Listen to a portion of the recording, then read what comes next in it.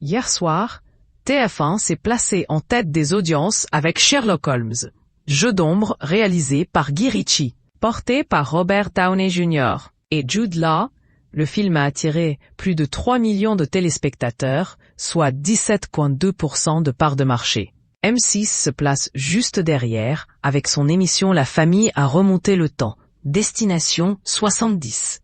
Deux parents et leurs enfants sont confrontés au mode de vie des années 70.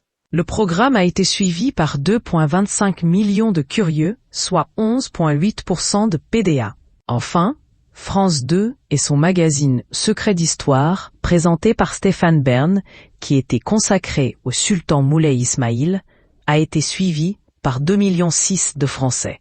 11,7% du public. C'est un programme très diversifié qui vous attend ce soir. En début de soirée, l'SCP vous propose de regarder un documentaire consacré à la vie et carrière de Silvio Berlusconi. Des scandales sexuels aux fraudes fiscales, le programme revient sur ses 20 années passées au pouvoir.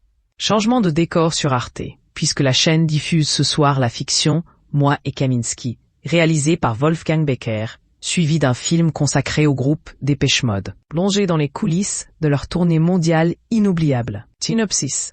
Si les frasques en tout genre de Silvio Berlusconi ont entaché sa réputation, elles ne lui ont pas coûté sa popularité.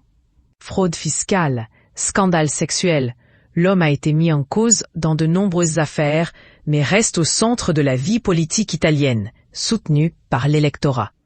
Qu'est-ce qui explique un tel engouement ? À travers les faits, mais aussi le témoignage d'hommes politiques et de personnalités proches du cavalier, retour sur 20 années de berlusconisme triomphant. Un savant mélange, typiquement italien, d'innovation et de conservatisme, de populisme et de libéralisme économique. Synopsis, Sébastien Zoellner, jeune critique d'art ambitieux mais fauché, décide de se faire un nom en rédigeant la première biographie du peintre Manuel Kaminski, retombé dans l'anonymat après avoir conquis une célébrité mondiale.